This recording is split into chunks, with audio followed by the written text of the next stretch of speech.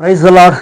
ದೇವರ ಪರಿಶುದ್ಧ ನಾಮಕ್ಕೆ ಕೋಟಿ ಸ್ತೋತ್ರವಾಗಲಿ. ಪ್ರೀತಿಯ ದೇವ ಜನರೇ, ವಿಶ್ವಾಸಿಗಳೇ, ನಿಮ್ಮ ಪ್ರತಿಯೊಬ್ಬೊಬ್ಬರನ್ನ ಕರ್ತನಾದ ಕ್ರಿಸ್ತ ಯೇಸುವಿನ ನಾಮದಲ್ಲಿ ಆಶೀರ್ವದಿಸ್ತಾ ಇದ್ದೀನಿ. ಅದರೊಂದಿಗೆ ದೇವರು ನಿಮ್ಮ ಎಲ್ಲ ಪ್ರಯತ್ನಗಳನ್ನ, ಎಲ್ಲ ಕಾರ್ಯಗಳನ್ನ ತನ್ನ ವಿಶೇಷಕರವಾದ ಹಸ್ತದಿಂದ ಮುನ್ನಡೆಸಬೇಕೆಂದು ಯೇಸುವಿನ ನಾಮದಲ್ಲಿ ನಿಮ್ಮನ್ನು ಹಾರೈಸುತ್ತಿದ್ದೀನಿ. ಹೌದು ಪ್ರೀತಿಯ ದೇವ ಜನರೇ, ವಿಶ್ವಾಸಿಗಳೇ, ದೇವರ ವಾಕ್ಯ ಕೂಡ ಹಾಗೆ ಹೇಳ್ತದೆ. ದೇವರು ತನ್ನ ಮಕ್ಕಳನ್ನ, ತನ್ನ ಜನರನ್ನ, ತನ್ನನ್ನು ನಂಬಿರುವಂತ ಪ್ರತಿಯೊಬ್ಬೊಬ್ಬರನ್ನ ಅವರನ್ನ ಆಶೀರ್ವದಿಸಿ ಅವರ ಜೀವಿತವನ್ನು ಅಭಿವೃದ್ಧಿ ಮಾಡಬೇಕು. ಅವರು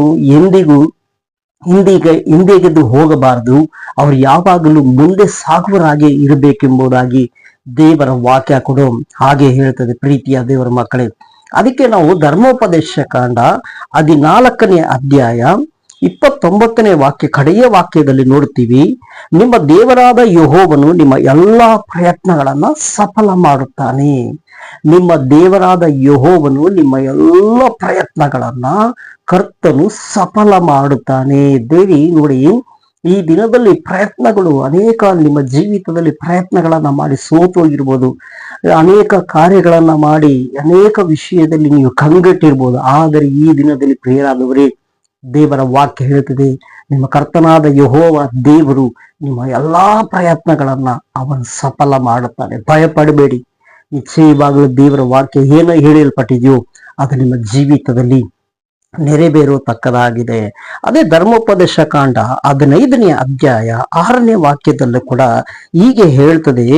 ಆತನ ವಾಕ್ಯದಲ್ಲಿ ನೋಡಿ, 15ನೇ ಅಧ್ಯಾಯ, ನಿಮ್ಮ ದೇವರಾದ ಯೆಹೋವನು ವಾಗ್ದಾನ ಮಾಡಿದಂತೆ ನಿಮ್ಮನ್ನ ಅಭಿವೃದ್ಧಿ ಪಡಿಸುವನು.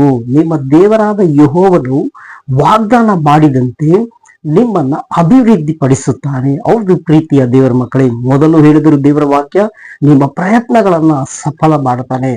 ಎರಡನೇದು ವಾಕ್ಯ ಹೇಳ್ತದೆ, ದೇವರು ನಿಮ್ಮನ್ನ ಅಭಿವೃದ್ಧಿ ಪಡಿಸುತ್ತಾನೆ. ಹೌದು ಪ್ರೀತಿಯ ದೇವರ ಮಕ್ಕಳೇ, ನಿಮ್ಮ ಪ್ರಯತ್ನಗಳನ್ನ ಸಫಲಪಡಿಸಿ ನಿಮ್ಮ ಎಲ್ಲಾ ಕಾರ್ಯಗಳನ್ನ ದೇವರ ಅಭಿವೃದ್ಧಿಗೆ ತೆಗೆದುಕೊಂಡು ಬರುವಂತ ಕರ್ತನಾಗಿದ್ದಾನೆ. ಅದಕ್ಕಾಗಿ ದೇವರ ನಾಮಕ್ಕೆ ಸ್ತೋತ್ರವಾಗಲಿ.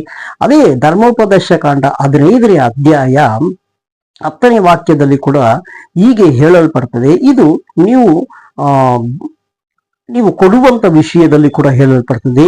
ನೀವು ಕೊಡುವಾಗ ಬೇಸರಗೊಳ್ಳದೆ ಉದಾರವಾದ ಮನಸ್ಸಿನಿಂದ ಯೆಹೋವನು ನಿಮ್ಮ ಎಲ್ಲಾ ಕೆಲಸಗಳನ್ನ, ಪ್ರಯತ್ನಗಳನ್ನ ನಿಮ್ಮನ್ನು ಅಭಿವೃದ್ಧಿ ಪಡಿಸುವನು. ನೋಡಿ, ನೀವು ಕೊಡುವಂತ ವಿಷಯದಲ್ಲಿ ನಿಮ್ಮ ಕಾಣಿಕೆ, ದಶಮ ಭಾಗ, ಇದು ಕೂಡ ಪ್ರೀತಿಯ ದೇವರ ಮಕ್ಕಳೇ ನಿಮ್ಮ ಪ್ರತಿಯೊಬ್ಬೊಬ್ಬರ ಅಭಿವೃದ್ಧಿ, ಆಶೀರ್ವಾದ, ನಿಮ್ಮ ಎಲ್ಲಾ ಪ್ರಯತ್ನಗಳು ಸಫಲವಾಗುವುದು ಕೂಡ ಇದು ಕೂಡ ತುಂಬಾ ಪ್ರಾಮುಖ್ಯಕರವಾಗಿದೆ. ಯಾಕಂದ್ರೆ ಒಬ್ಬ ರೈತ ನೋಡಿ, ಬೀಜವನ್ನ ತೆಗೆದುಕೊಂಡೋಗಿ ಅವನು ಬಿತ್ತಿದ ಮೇಲೆ ಅವನು 100ರಷ್ಟು ಫಲವನ್ನ ಕಾಳ್ತಾನೆ. ಒಂದು ಬೀಜ ಬಿತ್ತಿದ್ರು ಅದರಲ್ಲಿ 100ರಷ್ಟು ಫಲ ಕಾಳ್ತಾನೆ.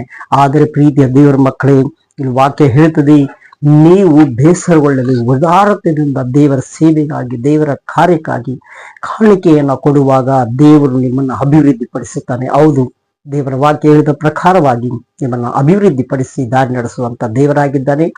ಕಣ್ಣುಗಳನ್ನು ಮುಚ್ಚಿ ಪ್ರಾರ್ಥಿಸೋಣ.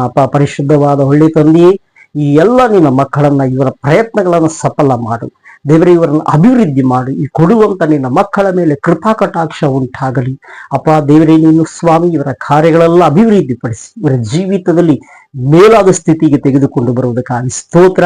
ಹಾಗೆ ಎಲ್ಲ ಘನತೆ, ಮಹಿಮೆ ನಿಮಗೆ ಉಂಟಾಗಲಿ. ಯೇಸುವಿನ ನಾಮದಲ್ಲಿ ಪ್ರಾರ್ಥಿಸ್ತೀವಿ ಒಳ್ಳೆ ತಂದೆಯೇ, ಆಮೇನ್. ಪ್ರಿಯರಾದವರೇ, ನಿಮ್ಮ ಎಲ್ಲ ಕಾರ್ಯಗಳನ್ನು ಅಭಿವೃದ್ಧಿ ಪಡಿಸುವಂತ ದೇವರು ನಿಮ್ಮೊಂದಿಗಿದ್ದಾರೆ. ಬೇಸರ ಪಡಬೇಡಿ, ಕಳವಳ ಪಡಬೇಡಿ. ನಿಶ್ಚಯವಾಗಲು ದೇವರು ನಿಮ್ಮ ಕಾರ್ಯಗಳನ್ನು ಸಫಲ ಮಾಡುತ್ತಾನೆ. ಆಮೇನ್ ಎಂಬುದಾಗಿ ದೇವರು ನಿಮ್ಮ ಜೀವಿತದಲ್ಲಿ ಹಾಗೆ ಮಾಡಲಿ.